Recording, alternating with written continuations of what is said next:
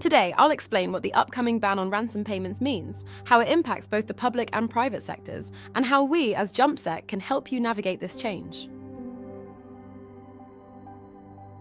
Ransomware encrypts data with demands for payment for decryption. It's growing in scale and attacker creativity, with tactics like double extortion, where attackers not only disrupt operations, but they steal data first, threatening to leak it unless the ransom is paid.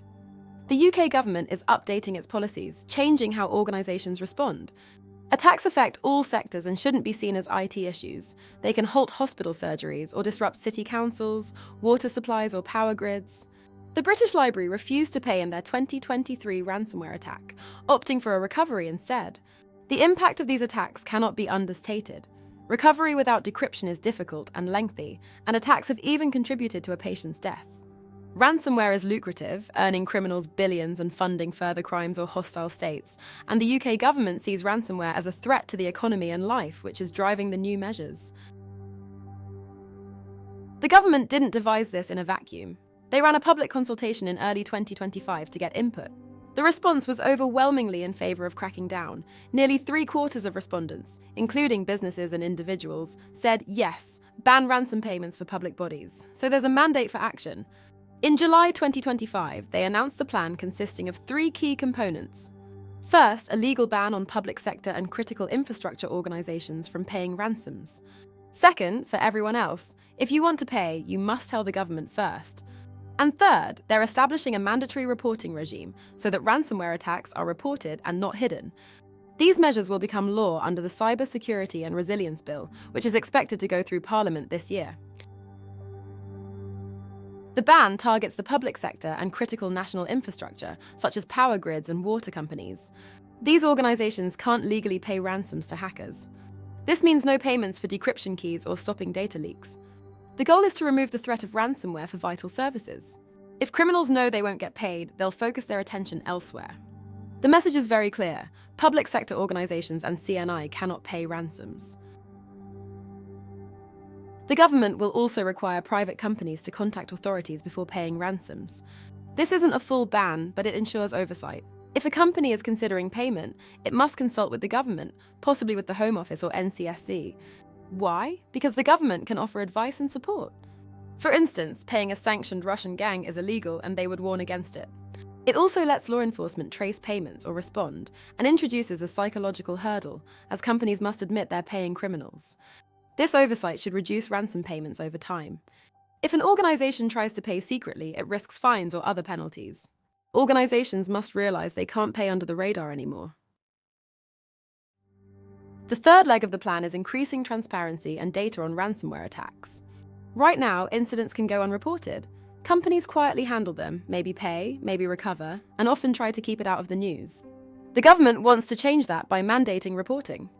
While we await specifics, this could mean any business or organisation that suffers a significant ransomware attack must inform, say, the NCSC, within 24 or 48 hours of detection.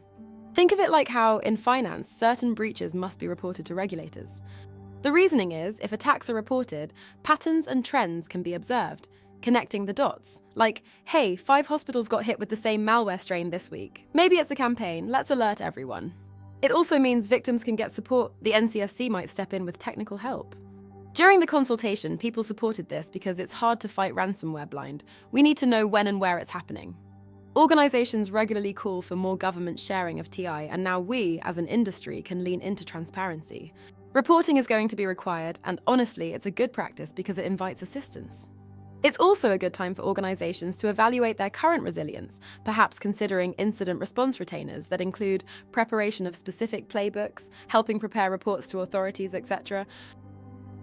So, these policies are aimed at disrupting the ransomware gang's business model. Currently, it is break in, encrypt, and get paid. Removing the payoff could collapse it for UK targets. They aim to protect public services, preventing donor or taxpayer money from going to hackers. Paying ransoms increases UK targeting. Another goal is better intelligence. Reported attacks and flagged payments help police and cyber agencies. This can lead to arrests or sanctions. Overall, it sends the message, don't target UK public sector, they won't pay. The theory is that better security practices will be encouraged in the longer term. When paying a ransom isn't an option, it will force investment to increase resilience. Now, put yourself in the shoes of a ransomware operator. How do they respond to this? We anticipate a few things. In the short term, there's a window before the law kicks in, and criminals know it's coming. We might actually see an initial uptick with attackers undertaking a blitz of attacks on UK targets, hoping some will pay while it's still legal or less regulated. Once the ban is in effect, financially motivated hackers will likely refocus, targeting private companies in the UK or shifting to other regions entirely. They're not just going to retire, they'll go where the money is. Another reaction is changing their tactics. If ransomware isn't working, they may go all in on data extortion, stealing sensitive info, and demanding payment not to publish, essentially digital blackmail. That's harder to defend against because even if you have backups, the data leak threat remains. We'll likely see more of that double extortion style. Also, some might test the UK's resolve by hitting critical services. Imagine an attack on a large hospital or a utilities provider, and basically daring the government to stand firm. It's a bit of a showdown scenario. Lastly, criminals might explore loopholes. For example, what if a UK entity's parent company overseas pays? Or what if they label the ransom as some other fee? This cat and mouse game will continue.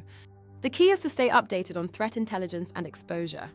While tactics might shift, the fundamental defense strategy remains to prevent the initial compromise and have a well-rehearsed recovery plan should they get in.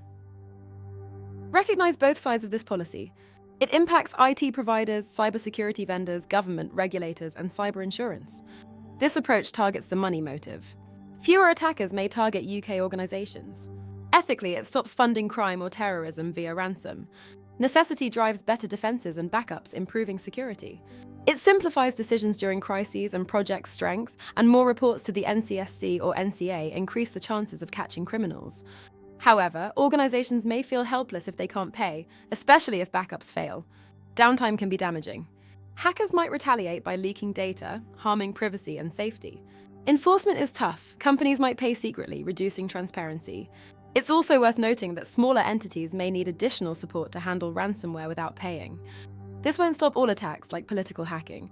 It's a tool, but it doesn't replace the need for strong cybersecurity, which becomes more crucial. So, what should you do with this information? First, resilience is critical. You must be absolutely sure that if ransomware hits, you can recover without paying. Do you have an offline backup that's not corrupted? How fast can you restore? Stress test this scenario.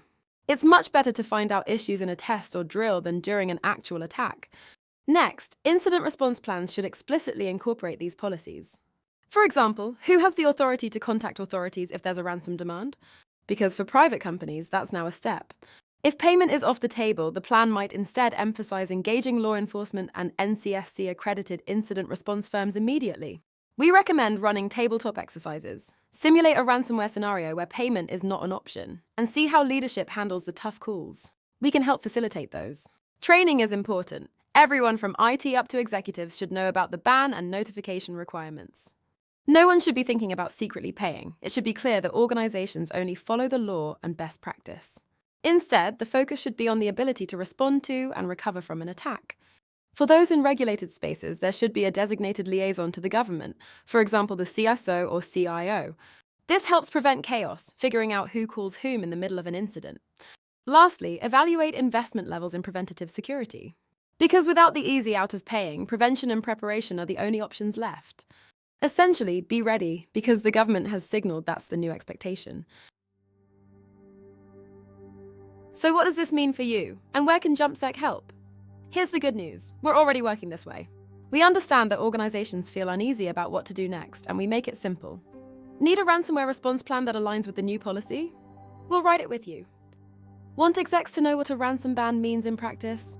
We'll run a focused workshop. Unsure if your backups will actually work under pressure? We'll test them to help you fix the gaps. If the worst happens, our incident responders step in, fast. Whether via retainer or on demand, we'll help you recover without breaking the law or losing control. Want to avoid being in that position altogether? That's where our full-service capability kicks in. Red and purple teaming, ransomware simulation, threat-led pen testing, detection engineering, attack surface management, managed detection and response, and more, all designed to improve your resilience, before attackers get a chance to put it to the test, for real. Don't wait for an incident. Let's get you ready.